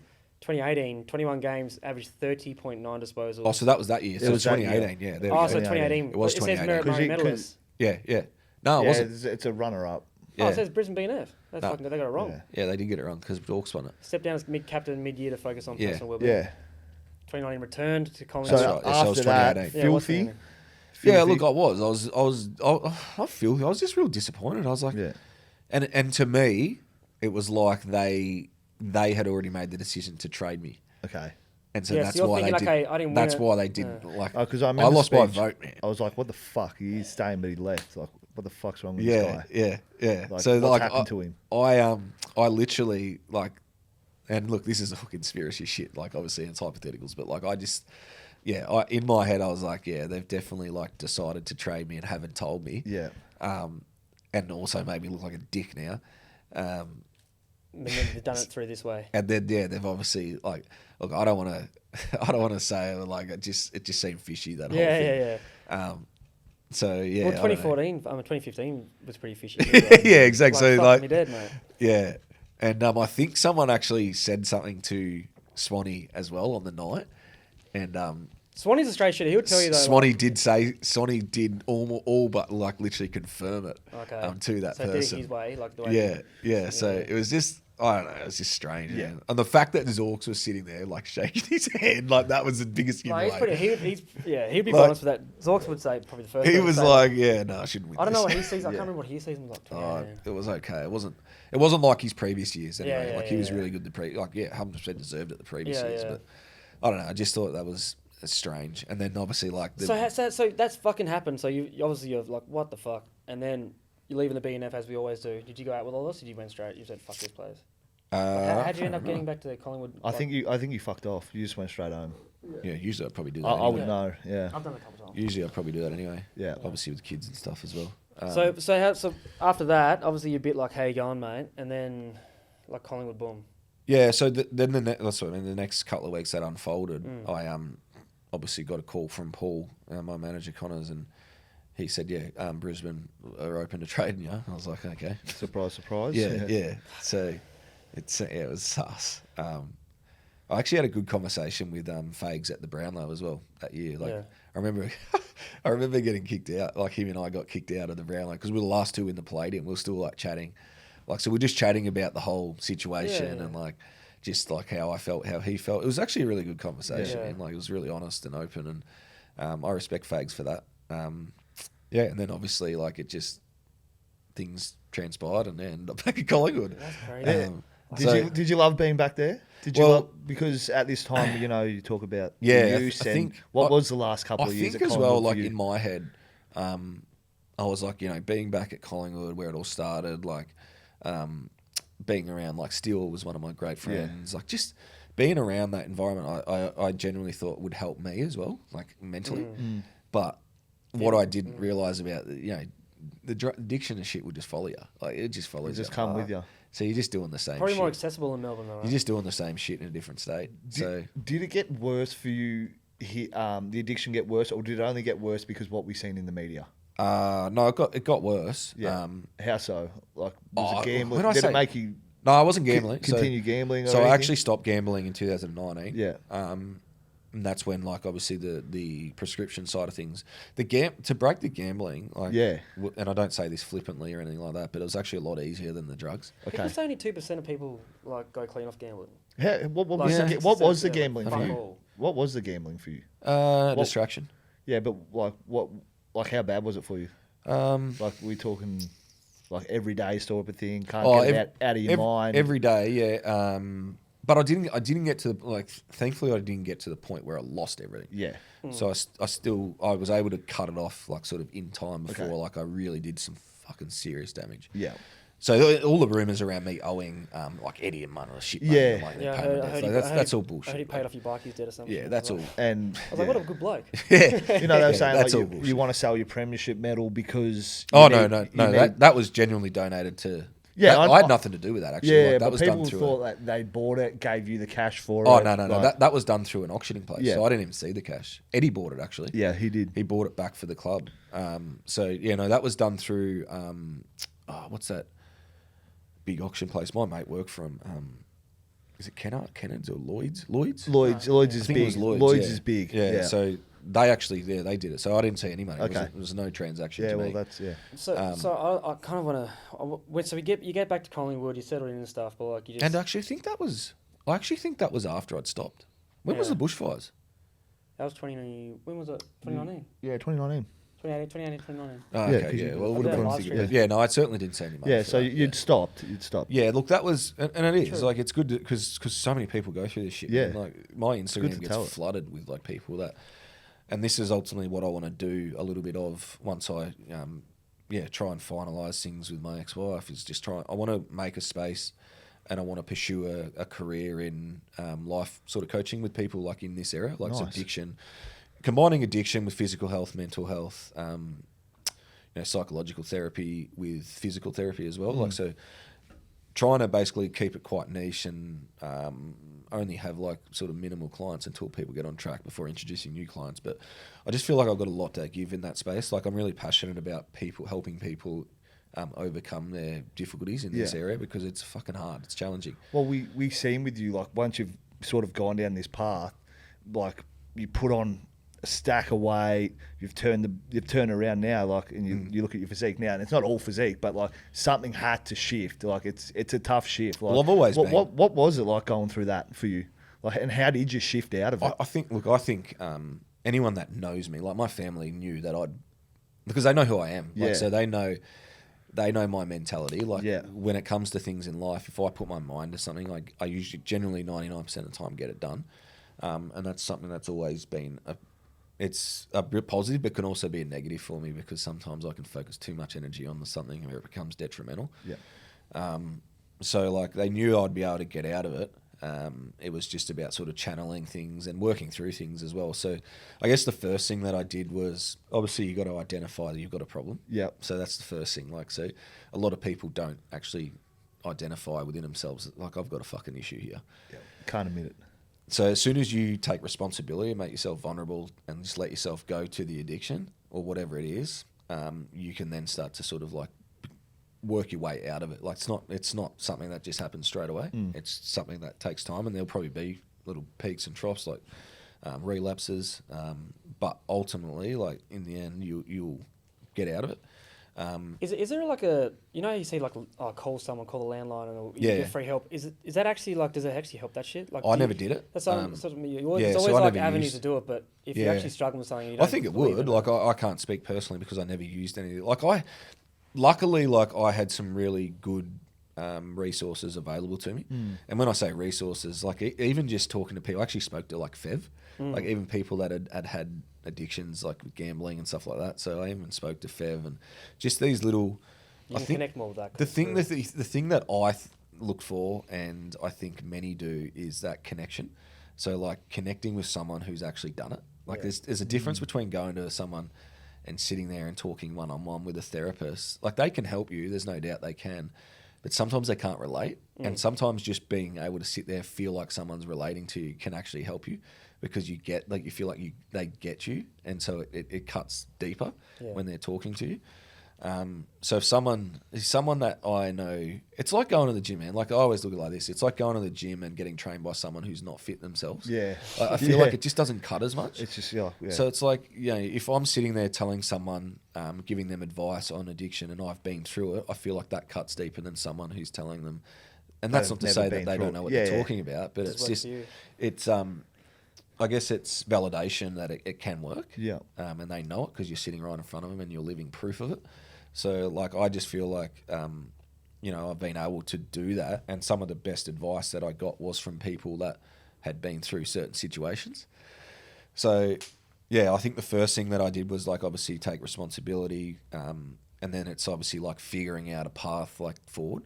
And that starts, like, for me, that started at a mental health organisation, like a facility.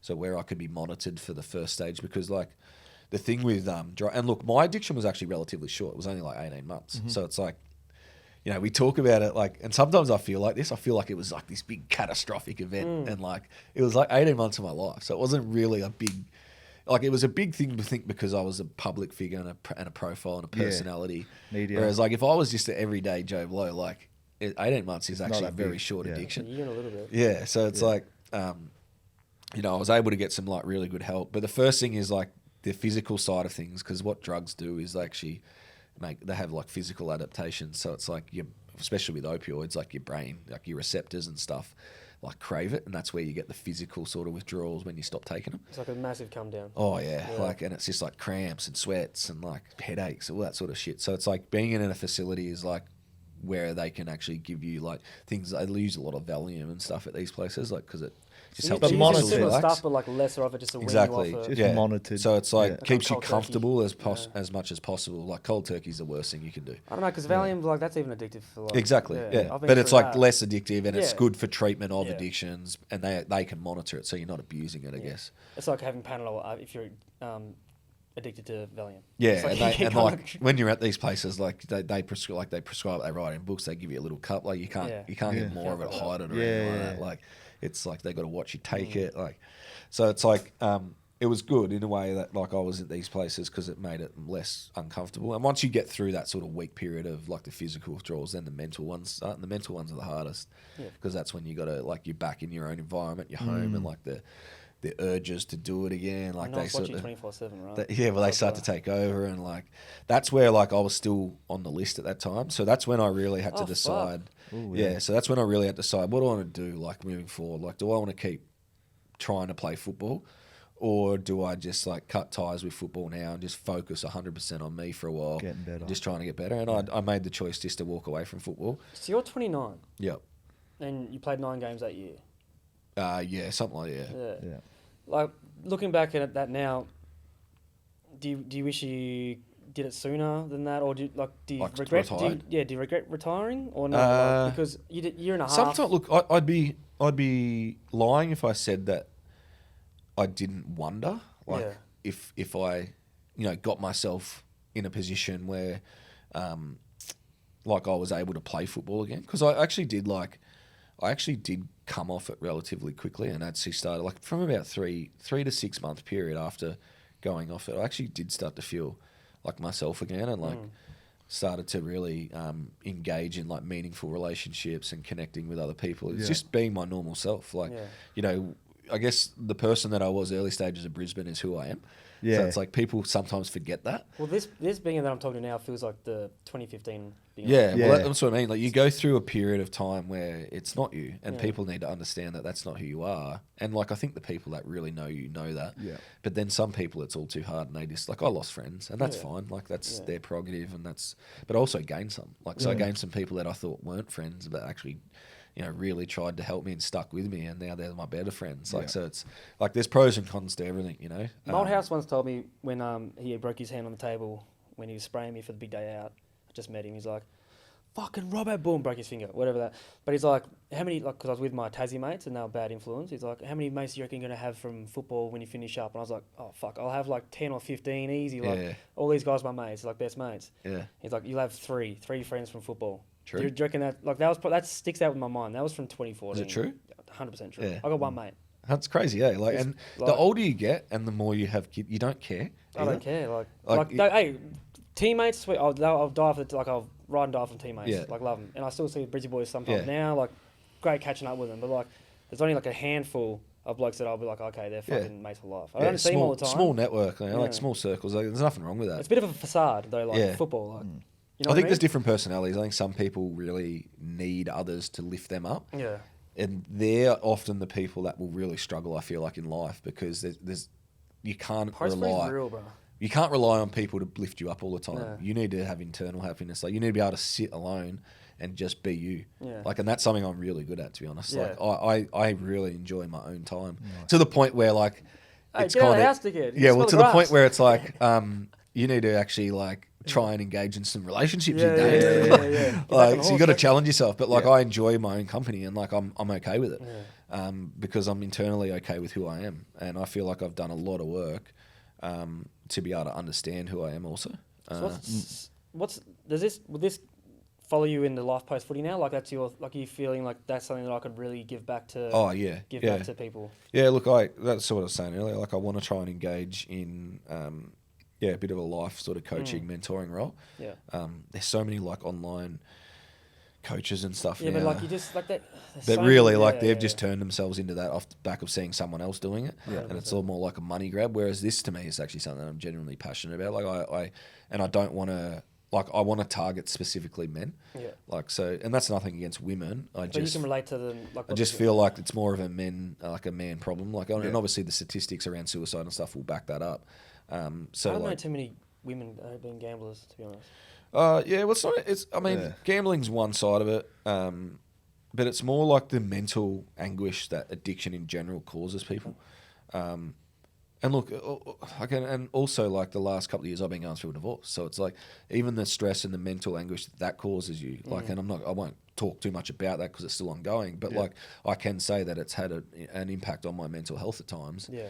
And I know for a fact that there are lots of men, fathers that go through the exact same thing, and women do too, but it's more so men. Yeah, look, it's just something that obviously I want to be able to enter a space where I feel like I can help people on a more personal level, and like, I guess not just be another client. And that's not to say that like everyone that's a psychologist or a psychiatrist or anything like that's just another client, but like I want to keep, because I've already got like another business that like, so it's not something I want to do full time, but I want to spend it's some like hours a mentoring, week. Can on we- it. mentor sort of. Can we talk about your business? Because to me, from the outside, that's where the 360 happened. Was the art business? Well, and that- you spoke about it a lot. I guess like, that's what helped me retire, to be honest. it was the art. Like, so to answer your question about Yeah. do I regret it, it's like there are times where I feel like I could have come back and played, but then life took me in a direction where I didn't expect it to take me.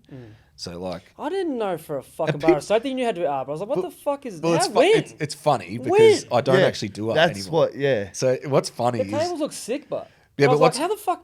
but what's funny is I don't actually make them. So people say it's. Oh, you're just selling them. So what evolved? So this is how it evolved. So, and hopefully this clears it up, because people always go, fucking. When I get abuse online, people are like, yeah, go back to fucking finger painting, you wanker, and all this. Oh, stuff. well, I have seen those I'm comments. like, your fuck, artwork, mate. I was like, yeah. I don't even do artwork anymore. Yeah. Like, so what happened was I started.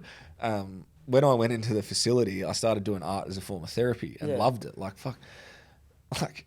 I mean, It's I just funny. never It's thought. funny in a to million hear years, you eh? say that. Like it's Like I fucking loved it. Like Yeah. I thought, fuck, look, this is wild. Like how do I feel so good after this? Yeah. I just generally felt good after doing it. So like I kept doing it, and social media being social media, man. Like I was talking to my daughter the other day about what was it? What were we talking about?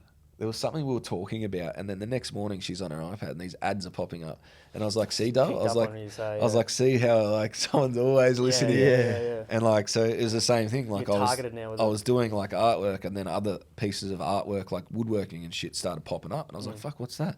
And just like got down this huge rabbit hole and ended up taking a workshop. And what was interesting was I actually became like super interested in the like the chemistry of like epoxies. Yeah. So it was like epoxy resin artwork, but I was like interested in what I was actually using more specifically than what I was doing. Yeah. So like I started like doing research and shit online, and then I actually took a little short course like in chemistry online. Fuck. Yeah, crazy. Weird. Like, I never did woodworking at school. Like never Nah, did I science did or that, any yeah. art at school. So I essentially like I look at it and I'm like, I never knew that I was even interested in this shit Yeah, because you like didn't know. I've never Yeah. exposed to it. I played footy from the age of 18 onwards, and now I'm all of a sudden being exposed to this new thing that I actually really enjoy. Yeah. So it's like that's why I'm always encouraging people now to do things Try because you different don't shit. fucking Try know if you different like it or not. Yeah. And so I don't close myself off because the thing that I used to do a lot when I was playing football and before I'd done work was I'd be like, nah, fucking, I'm a footballer. Yeah, fuck that. Lift Yeah, weights, I right, fucking yeah. eat food, Yeah. kick footies, and Yeah, well, that's me pretty much. So.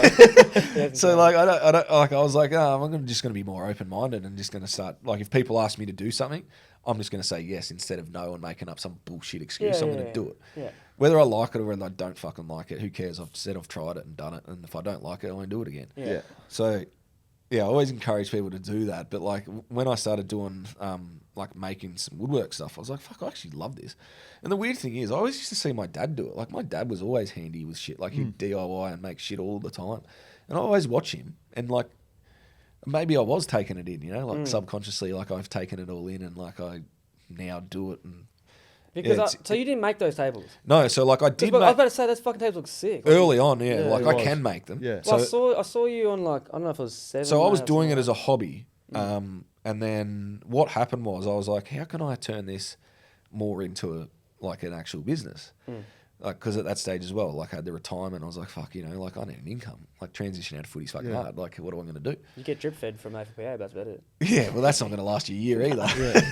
So like, unless you take the whole fucking Unless you lot. do it all. Yeah, but you know, like obviously they pay it over a 10-year period, which is fine, it's good, but Smart. like that's not gonna, it's not gonna last you much. Like so, I started thinking about like how can I make this a business, and I thought like, oh, I'll go to, like one thing I didn't really like about the whole making things for people was like you get very picky people and like having to work Yeah. with people. I was like, oh, Yeah, customer that's not it, service is bro. not really for me. So what I went down was the path of. You make Funnily it, then enough, sell you it. guys probably wouldn't know this, but like when I attended some corporate, like you know, all the corporate events you got to attend. One thing I always did was Network. network. Yeah. Yeah, No, I remember and you. you do I this do well it, as well. yeah. Like I would actually collect business cards, so like I would Yeah. actually collect them and just keep them stored away. And what I actually did was when I was looking to start this more of a wholesale, like retail distribution sort of network, I was like, fuck, I swear to God, I spoke to someone in chemicals one day and I was like, I managed to find this card, pulled it out. Ended up getting put onto someone who then put me onto someone else. But like it started the lead. Yeah. And I ended up, finding probably from now what I know, I reckon he's probably one of maybe 2 or 3 people in the whole of Australia that could do what I wanted to do. Shit. So I was able to find it relatively quickly. A lot of stuff with business is like finding your supplier and getting to the go product right. overseas and try and Takes find it, ages. So like I was able to like sort of fast track that quite quickly. And so I got the products and got it all rolling, and I introduced like a product and I started using it at the start, but then I also started selling it, and then like my profile with football helped because people were like, oh, I'll try that. Looks fucking cool. And like, so essentially what the business is now, like, and I've been able to employ my mum works full time. So like I also can look after her. I trust her fully, obviously with money and all that sort of thing. So like she works full time. So being able to support her, but also like start something that it's like just come from like a real, so what was a real shitty sort of time in my life to be like something that I now like sort of can earn a living out of. That's like silver. I've I've been messing with silver linings. So Like, yeah, it's like, just always- what I mean. something You always never know happens. what can come from something Yeah. or conversation. Like I had I probably would have been a 5-minute conversation. It's man. like doing something you don't want to It's do. like you but never know might what as well can come invest in from it. Like when you're talking at those. Whereas like most of the time, you guys would know. Like most of the time, guys will sit at like 80% of players will probably sit at the table and just fucking sit on their phones. And, 100%. oh, how long we got left? Like, 100%. You know? And look, there's been occasions where I might not be in the mood and done that as well. But Yeah. like most of the time, I would like try If and you've get got to be around there, and- might as well make something. yeah, and try and fucking just talk to people, man. Like people are interesting. They got different roles, and at the end of the day, like a lot of them are just big supporters. They want to help you anyway. Yeah. So it's like you're not even there going there to ask them favors. Like a lot of them just want to be involved and help you as it is. All you young players, fucking take that in. You never know. Well, It's all about. right, man. Hey, this world is all about who you know, not what you know. Exactly. It's not about what qualifications you got or anything like that. Sometimes you Even though you can got be yours. the better. Yeah. Well, even though you can be like sometimes like from an insurance point of view and stuff like that, you need qualifications. Yeah, but yeah, yeah. often some of the people that like I would argue that sometimes I'm much better equipped to talk to people than some therapists are. Like so, it's like 100%, you know what I because mean. But I don't have a you've been fucking through it. psychology degree or anything like that. But you need to give them outcomes. Like, hey, oh, you doing that shit? Probably don't do that. Like, it's So yeah, essentially what I do now is like so we wholesale. So like I've got I think about maybe a dozen businesses around Australia that sell my products, and then we also sell it direct as well. So I sell timber and like timber coatings. what's the best Huon Pine? Pigments. Huon Pine's nice. Oh, Yeah, yeah, it's over probably here. one of my nice. Over Yeah, it's there. probably my favourite. It's hard to get though. I don't Yeah. have any of it at the moment. Oh, you come back down to mine. Well, Oh, if you got Clay's missus down that way. if you got a Go down to contact, Huonville. if you got a contact, mate, I'm all Yeah. So you didn't want to do this podcast. Now Huon look at Pine, you. yeah. You're the like, See? first importer from Tasmania. networking. Remember fucking Shelby? She's not down They're there. hard, man. Like Yeah, some they're, of the like, people in protected now. Tasmania, and like just a lot of old blokes that are just no, I'm gonna Not sit on coming in this. here. Yeah. So it's like you Not gotta that wait till one, they mate. die, That- then ask I the cut that widows. one when I first got here. Then the widows give it to you cheap. Oh, I don't Yeah, want this yeah. old crap under my house. Exactly. Yeah. It's like, mate, you're sitting on Yeah. gold mine, cunt. Essentially, now I'm in sales, so that's what I'd say. I'm Yeah. in And that all sales. starts. You're saying it started from It all started from gun rehab or whatever that was. Yeah. That's Yeah, literally, crazy. it all started from me going into a room with an art volunteer and Yeah. just fucking throwing Mate. some And paints then on a getting a massive canvas. CV over how good you were. Actually, the first thing I did was actually, weirdly enough, they had these ceramic bowls and people were breaking them with a hammer. I was like, yeah, fuck, this looks sick. Give me a crack. Yeah, so I was sitting there, I was whacking it with a hammer, and like you're not meant to smash it into each piece because you got to put it back together. Yeah. So like you just sort of meant to tap it so it breaks into a few pieces. It's like re-gluing your life together. Type and then shit. yeah, it is. That's a form of Japanese art. Yeah. You use gold glue, and it's like it's about resembling your life being Yeah. broken Yeah, and put it back okay. together. That's awesome. So that was the first thing I ever did. I It feel was like I cool. could pick up that straight That's away. awesome. No, it's Well, so good. Beamsy, thanks for coming on. Do you have any final messages to potentially your platform base listeners, just even messages to anyone through, your life experience, career, I reckon anything like Are you that? gonna do a book? Oh, I don't know. No. I reckon that'd be a fucking good book. Yeah, look, my mum's often said to me, you should write a book, but I Get don't on know, ChatGPT and just do a fake autobiography for a bit. and Yeah, look at I it. don't know. Like I do think I've had some interesting things happen in my life. Like there's been some obstacles along the way, but everyone has them. Nah, I'm mine- telling you, mate, you should do a fucking Mine book. have probably just been a bit more public than Yeah. other people's. Like, but no, what I would say to people, maybe AFL fans in general, is Yeah. just to sort of just take a step back at times, just to think, what people are going through before you fucking comment. Like, I get it. Like, I get that some people's lives, like their passion is football outside of their work. I don't get it. So, like, I understand get it. it doesn't give you the right to say whatever you want, but I get that they're passionate about it. But just always ask yourself, like, is this what you would want someone writing to your daughter or your son, like, because ultimately, like, you may be a parent one day and you might be protecting them from that sort of shit. So, yeah, I'd just say that, like, just be a bit easier on Just negative comments. players and.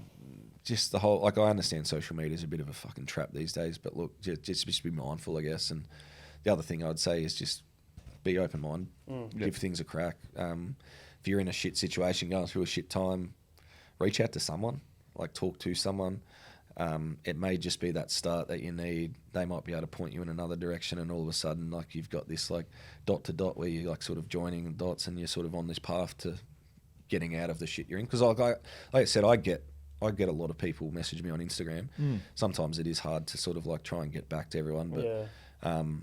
I honestly just think that's because I've been really open and public about my own story, so people hear it and they're like, fuck, I'm going through that shit as well. Like, fuck, how can I get some advice or whatever? And the main thing is always that, like, people are always asking, like, what can I do? Like, and That's a I good start. and I always say to them, be open and honest with someone. There's no use lying about shit, no matter how bad it is. Like just air it, because I guarantee you, like if something's 100% fact, is it when you air your dirty laundry out, you instantly feel better. It's like, even though like it's gone nowhere, it's exactly. It's like fuck. All of a sudden, you're not holding on to this, and someone else knows about it. You might be shitting yourself leading up to that, or someone finding out, but once it's out there, like as you said, guarantee, you feel so much better, and then you can't hide from it. 100%. There's so many similarities between sport and life as well. Yeah. Like I've had more problems probably post footy than like I'd say maybe 50-50. Like you always shit yourself if something's gonna get in the media or whatever. But like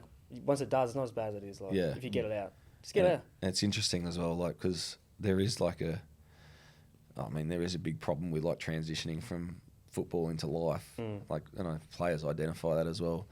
So there's only going to be more players in the future that get into, and not just solely talking players, but like people might leave a job and go to another job, and like there's all these like different transitions that cause like you to question yourself and like what you're doing. So it's like, life's you need plan B early. Life's not easy, man. Like it's fucking. Yeah. I mean, that's one thing I really learnt is like football, like you get looked after really well, like really well. You probably take it for granted, because then when you get out into the real world, and I was one of those guys that was like, fuck, real world. Like when you're in footy, like real world, fuck off. Like, But like, it's real. There is differences. It's real, when you got to put food on the plate, it's fucking, okay, I can't just go play a game on the weekend. Exactly. And like, you got to start paying like, your own bills. Like you fucking, and some though. And other bills. All right, fucking Beamsy, I know most of the story, and I loved hearing that shit. But like, I'm excited to see what's next. And if you do go down that path of mentoring or helping people, let us know, and we'll do another episode for sure. Yeah. We'd love to jump on again, boys. We can fucking go another. We could. Ricky Nixon's about to rock up. I'm like, I'd rather talk to Ricky. Yeah, big chicken. So. But good luck with everything, mate. Really appreciate you coming on. Great story. And I'm flat I didn't go to Collingwood pick 29. Beauty. Thanks.